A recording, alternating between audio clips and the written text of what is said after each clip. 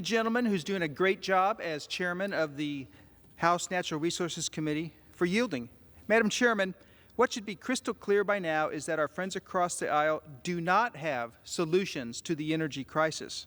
For the last 4 years, Democrats have controlled both chambers of Congress, but in that time not one single piece of serious legislation was ever introduced which would have lowered the cost of energy. After seeing costs rise for years on end, voters decided that they had had enough and elected Republicans to solve this crisis. In 2019, a gallon of gas cost just over $2. Today it costs almost $4. The price of groceries has gone up, which includes the price of energy to ship and keep them cool, which has gone up as well. Some items have seen as high as a 55% increase. So what has been done to help ease energy costs? What solutions do my friends across the aisle have? Well, as a result of President Biden's Infrastructure Investment and Jobs Act, the United States pumped $75.8 billion of taxpayer dollars into unreliable green tech. Besides that, Americans have pumped trillions of both public and private dollars into these industries for decades. But solar and wind combined still only make up 10% of American energy generation, American electricity generation. Instead of making existing technology more affordable, this administration and its allies in Congress dumped billions of dollars into technologies that cannot provide reliable and dispatchable energy to even a fraction of the country. So this so-called solution has done nothing to lower costs for the average American. We have higher costs. There's more potential for rolling brownouts. This is the best that my friends across the aisle can do. An intelligent person would think, why invest in affordable and why not continue to invest in affordable and proven technology while we're waiting for these alternatives to become viable? And they might be in the future at some point. That's great. But right now, it's only 10% of our national electrical production.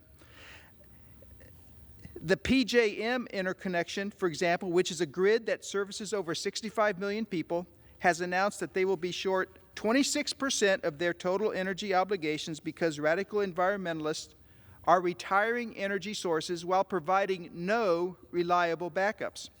EPA also recently finalized what they are calling the Good Neighbor Rule by denying 26 different state plans to conform to EPA ozone regulations.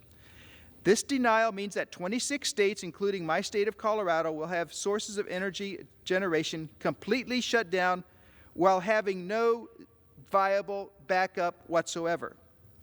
This decision guarantees that costs and shortages will continue to increase for the American people with no end in sight. Maintaining affordable energy is crucial to our way of life. It is what keeps water treatment plants open. It's what keeps hospitals open. It's what keeps traffic lights, libraries, schools, trucks, ships, and airplanes operating. When the cost of powering these essential processes go up, costs go up. If the grid shuts down, everything relying upon it goes down. This will have catastrophic consequences. Those of us around the country have seen what happens in places like California with its unrealistic energy policies and want nothing to do with it. High prices and shortages come with over-regulation. Let's face the facts. Current green tech cannot come anywhere close to powering our nation right now or in the foreseeable future. The Energy Information Agency expects fossil fuel demand to continue rising, not decreasing, beyond the year 2050. Ironically, as an aside, fossil fuel industries have always made a higher profit when there is a Democratic president because of the increased per barrel price of oil. But that's just an aside.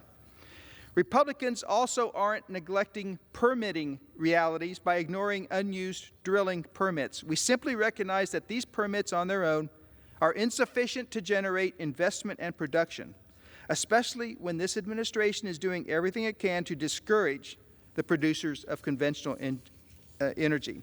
What should be clear in this debate is that Republicans are the ones who know how energy works, and we're passing legislation. H.R. 1 is this serious legislation. It will lower costs, and I urge my colleagues to vote yes on this bill. I yield back.